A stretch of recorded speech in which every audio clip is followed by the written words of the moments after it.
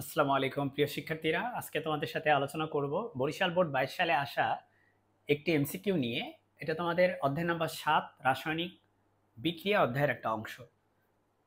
কোন শ্রেণীর বিক্রিয়া সর্বদাই তাপ উৎপাদী? মাই ডিয়ার স্টুডেন্টস, অপশন দেওয়া আছে সংযোজন, বিয়োজন, প্রতিস্থাপন, প্রশমন।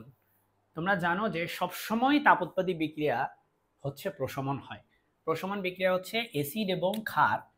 অ্যাসিড, ধরো অ্যাসিড হচ্ছে হাইড্রোক্লোরিক অ্যাসিড, তার সাথে ক্ষার সোডিয়াম হাইড্রোক্সাইড, অথবা ধরো পটাশিয়াম হাইড্রোক্সাইড। এই অ্যাসিড ধরো হতে পারে সালফিউরিক অ্যাসিড। এগুলা একসাথে বিক্রিয়া করে তৈরি করে কি? একটা হচ্ছে লবণ আর একটা হচ্ছে পানি তৈরি করে, তাই না?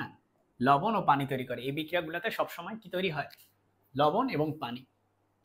এই যে লবণ এবং পানি তৈরি করে অ্যাসিড এবং ক্ষারের বিক্রিয়ায়, এই বিক্রিয়ার এনথালপি বা ডেল এইচ এটা হবে সবসময় -57.34 কিলোজুল পার মোল, যদি অ্যাসিড এবং ক্ষার দুইটাই যদি তীব্র অ্যাসিড এবং তীব্র ক্ষার হয়।